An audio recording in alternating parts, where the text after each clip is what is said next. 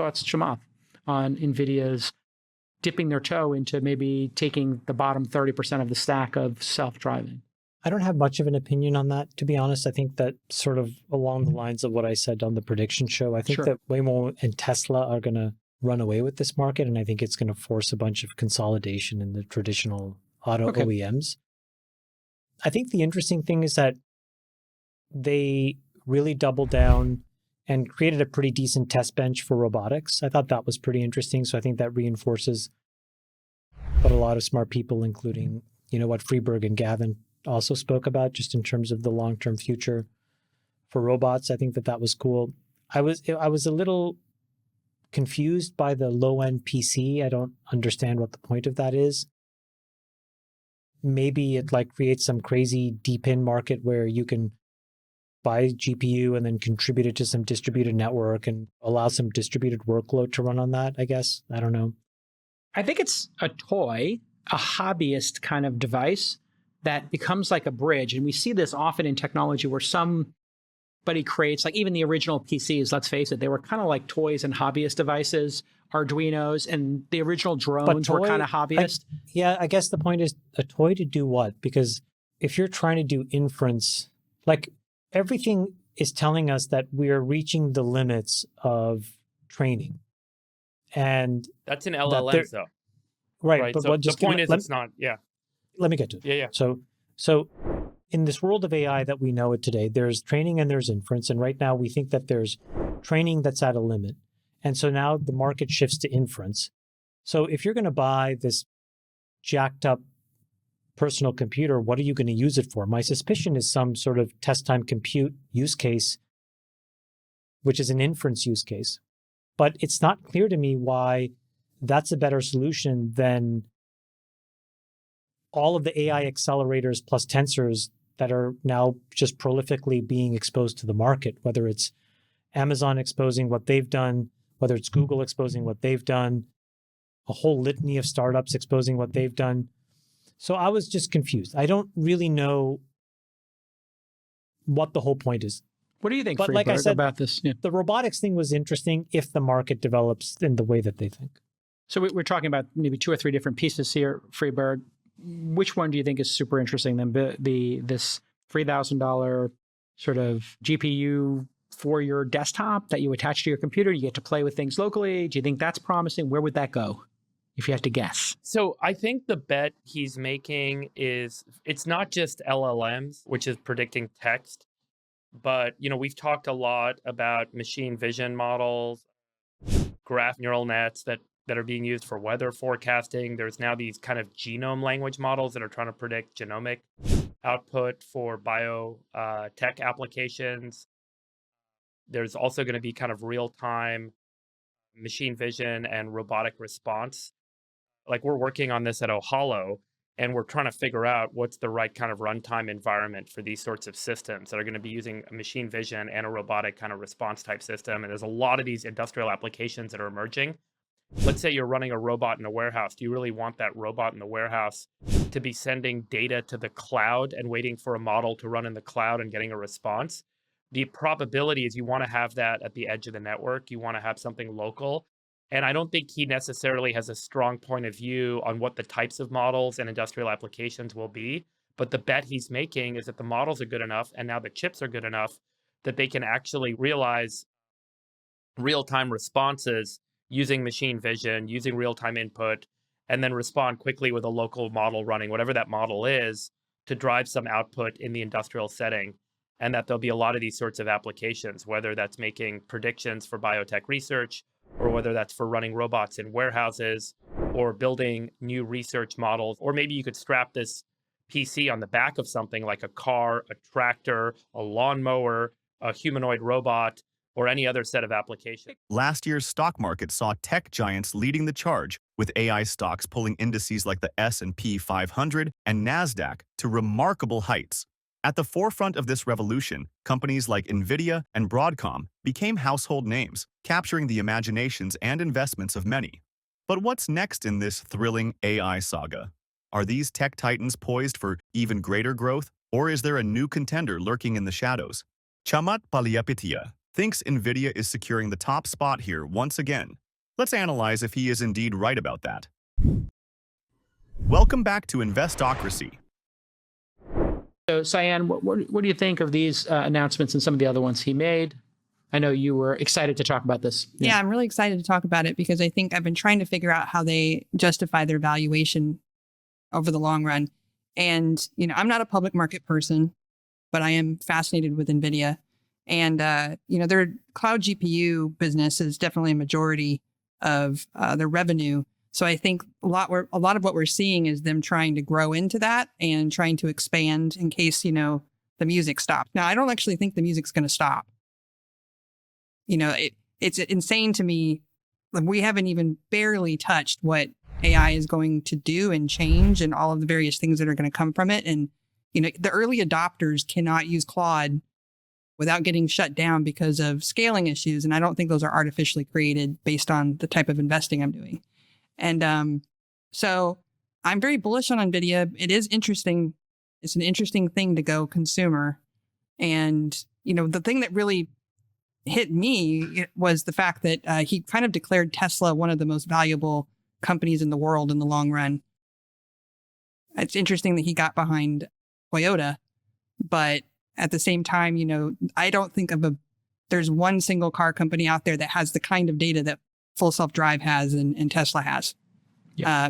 So if they enter the robo-taxi market, I actually think they should buy Uber. Then it's kind of... You should think Tesla should buy Uber. Oh, yeah, I think they should buy Uber. Well, that would be about 10% of Tesla's market cap at this point. If they paid a premium, it might be 15%, so it would be very similar to the WhatsApp. It's kind of hard to believe, but it's true. Yeah, it is true, yeah.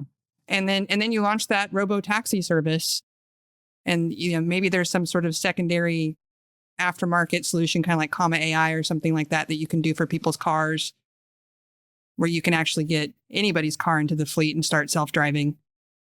But it is true. This is going to be the largest breakout in robotics we've ever seen, if Waymo's any indicator. And, I read somewhere, I think that Amazon or somebody was looking at it. I don't know what was going on with Waymo, but, Lyft. Amazon was going to buy Lyft. Yeah. That makes no sense, right? It doesn't make a lot of sense to me. It doesn't really make a lot of sense. And would the point be, I do think you're correct. I think maybe delivery or something like that. I can't figure out what their play is there. Well, it's not, and it's also not global. But, looking at the Amazon and Waymo, Tesla, and Uber, I think Waymo plus Uber, Amazon plus Uber, or Tesla plus Uber defines who number one is, right? Because you would have a global footprint. And for the 5-10 years, maybe 10 years it takes to roll out taxis globally, you could have people drive. I mean, it's a really interesting thought process you have here, saying, imagine if there was an intermediary step where they sold less Teslas this year slightly than last year. You could just keep producing lots of Model Ys and give them to the Uber drivers, keep reinforcement learning going while the taxis and regulations get set. And then you would be able to put another, instead of selling 1.8 million Teslas, you could sell 3 million Teslas, 4 million Teslas to Uber drivers, get all that data and have the safety driver in while each region decides if they want robotaxis, where, how, et cetera. Nvidia, often celebrated for its cutting-edge GPUs, has dominated the AI landscape with stellar performance, its revenue figures painting a picture of success. Recently, their latest venture, the Blackwell architecture, set the market abuzz with excitement, promising unparalleled capabilities. With demand exceeding supply, Nvidia seems to have a winning formula. On the flip sideline stands Broadcom, equally impressive in its domain. The sheer reach of Broadcom's technology, impacting over 99% of global internet traffic, is nothing short of phenomenal. Driven by demand for AI accelerators and networking enhancements, Broadcom's recent financial achievements have set new records.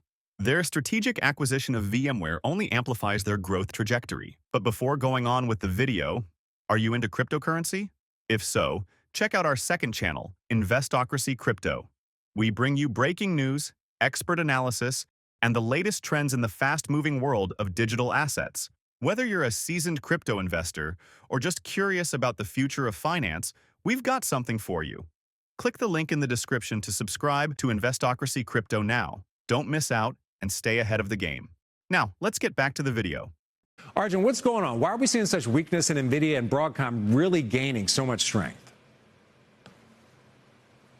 Unpack this and start off with a couple of stats. In the latest quarter, Broadcom's revenue was just over $14 billion, up 51% year on year. Nvidia, meanwhile, posted just over $35 billion in revenue, up 94% year on year.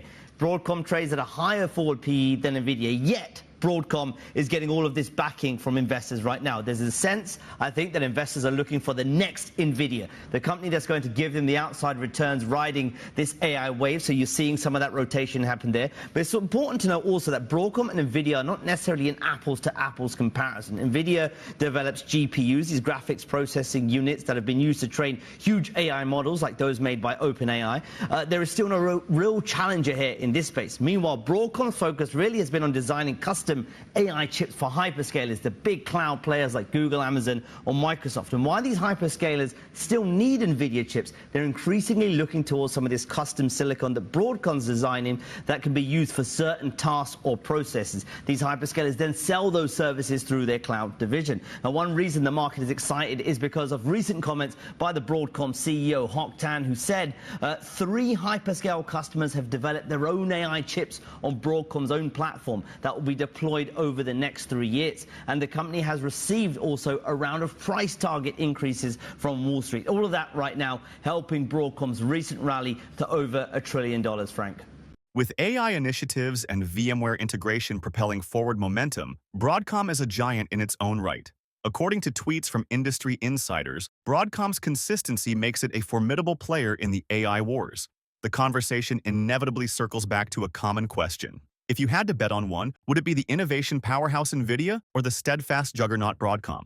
For those contemplating this decision, their respective stock performances and market positions offer significant insight. But before going any further, if you made it this far into the video, thank you. These videos take a lot of effort and time to make, so if you enjoyed them, please hit the like button and subscribe to the channel. This goes a long way in helping us grow. That said, back to the video. When we were picking, famously Uber, you had to pick between Sidecar, Lyft, and Uber. There were 3 people doing it, and it was pretty clear who was the most qualified, Right. amongst those 3. Now, to your point, if you want to be involved in tax plus AI or legal plus AI, you might be looking at 50 companies, 100.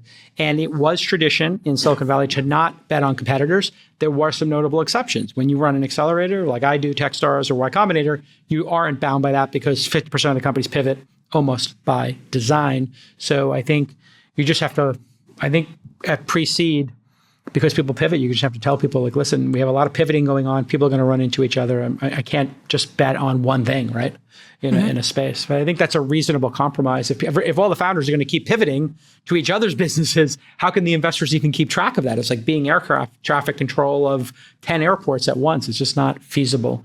Go ahead. You wouldn't think it, but there's still a lot of spreadsheet companies out there. You think you'd run out of them, but they're still out there. You look at, and I think this is where AI is really going to make a difference, like RFP proposals for governments, something that takes like 30 days and it's manual and you have to submit these horrible documents. You can ingest your entire corpus of, all of your previous bids and submit them at a breakneck speed now and win more contracts. So that becomes like a national defense company at that point.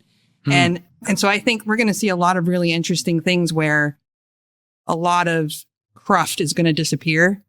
And that'll be a really interesting wave that I'm looking forward to.